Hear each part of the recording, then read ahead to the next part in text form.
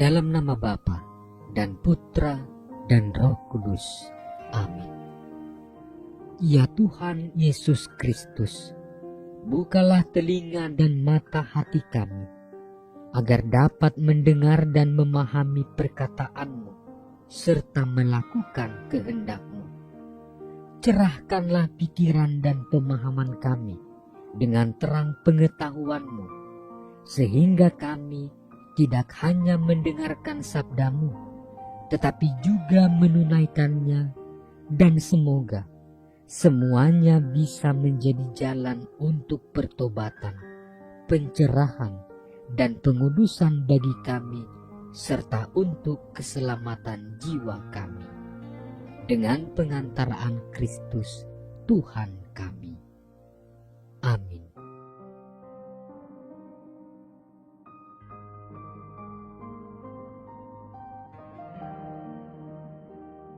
Yesus memanggil ke-12 murid itu dan mengutus mereka berdua-dua. Ia memberi mereka kuasa atas roh-roh jahat dan berpesan kepada mereka supaya jangan membawa apa-apa dalam perjalanan mereka, kecuali tongkat, roti pun jangan, bekal pun jangan, uang dalam ikat pinggang pun jangan. Boleh memakai alas kaki, tetapi jangan memakai 2 baju. Katanya selanjutnya kepada mereka, kalau di suatu tempat kamu sudah diterima dalam suatu rumah, tinggallah di situ sampai kamu berangkat dari tempat itu. Dan kalau ada suatu tempat yang tidak mau menerima kamu, dan kalau mereka tidak mau mendengarkan kamu, keluarlah dari situ dan kebaskanlah debu yang di kakimu sebagai peringatan bagi mereka.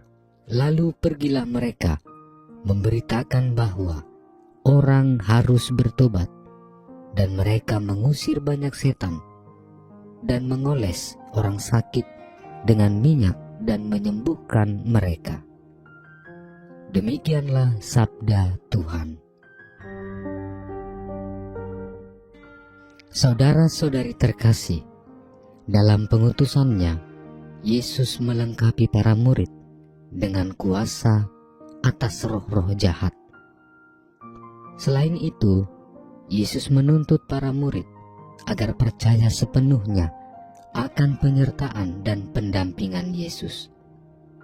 Sebagai murid dan pengikut Yesus, orang diutus dan dipanggil untuk menjadi saksinya. Di sekitar kita ada banyak orang yang menderita, yang perlu mendapat perhatian. Ada saatnya kita membebaskan dan menyelamatkan mereka dari kuasa-kuasa roh jahat, menyejukkan hati sesama, dan uluran tangan kita dinantikan oleh banyak orang. Kehadiran kita dirindukan oleh mereka yang dirundung oleh kesusahan dan kesulitan, mereka yang sakit dan yang hidup dalam ketidakpastian. Kita sebagai saksi Kristus dipanggil untuk menolong mereka. Untuk semuanya itu, sangat diperlukan kepercayaan yang teguh serta iman yang kuat kepada Tuhan Yesus Kristus. Saudara-saudari terkasih, kepercayaan yang teguh serta iman yang kuat kepada Tuhan itulah bekal perjalanan, sekaligus merupakan kekuatan kita. Pesan Injil hari ini menyampaikan kehendak Yesus terhadap para murid serta para pengikutnya, agar para murid dan pengikutnya membawa diri sebagai orang-orang yang sederhana, yang bersahaja, yang rendah hati, yang lembut hatinya, yang bermurah hati dan berbaik hati. Bukan sebagai orang yang mau menampilkan dirinya, yang sombong, yang angkuh, congkak, dan tamak. Maka Yesus melarang murid-muridnya membawa uang ataupun baju yang berlebih, agar mereka menjadi semakin mudah bergaul serta memberi kesaksian di depan banyak orang yang diwartai Injil Yesus Kristus. Saudara-saudari terkasih, jika Tuhan Yesus melarang murid-muridnya untuk membawa bekal, membawa uang, serta mengenakan baju 2 helai, mereka hanya diperkenankan membawa tongkat, serta mengenakan 1 helai baju saja. Apakah artinya semua ini? Mereka harus hidup miskin, sederhana, dan bersahaja, agar mereka tetap setia mewartakan Tuhan Yesus, mewartakan Injil-Nya, bukan mewartakan dirinya sendiri, bukan pula mewartakan kehebatan sendiri. Kehebatan bisa kita terjemahkan, entah itu kewenangan, kekuasaan, kepandaian, kelebihan, dan kekayaan. Janganlah kita menjadikan pribadi ini sebagai orang yang sombong, karena Tuhan Yesus tidak mengajarkan kita untuk menjadi sombong, melainkan rendah hati dan bermurah hati. Saudara-saudari terkasih, Yesus tentu tidak menginginkan kita sibuk terhadap diri kita sendiri, sehingga dalam pekerjaan-pekerjaan dan karya kita tertutup untuk pekerjaan Tuhan sendiri.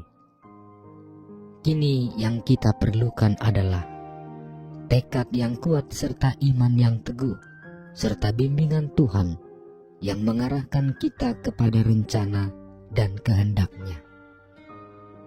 Tak bisa pula dipungkiri, kita sering begitu cemas dengan banyak hal dan perkara, bahkan seringkali lalai akan tugas dan panggilan kita untuk membawa kabar sukacita kepada sesama. Kita tidak lagi punya waktu untuk Tuhan, untuk berdoa, untuk merenungi hidup kita. Akibatnya, tugas kita yang utama dan panggilan hidup ini menjadi abai. Perlu kita tanyakan sebagai refleksi kepada diri ini, masihkah kita punya cukup waktu untuk bertemu dengan Tuhan dalam doa dan keheningan? Mungkin kita banyak menggunakan waktu kita untuk berbicara tentang Tuhan, tapi masihkah kita punya waktu untuk datang kepada Tuhan dan berbicara dengan Tuhan, bukan membicarakan Tuhan?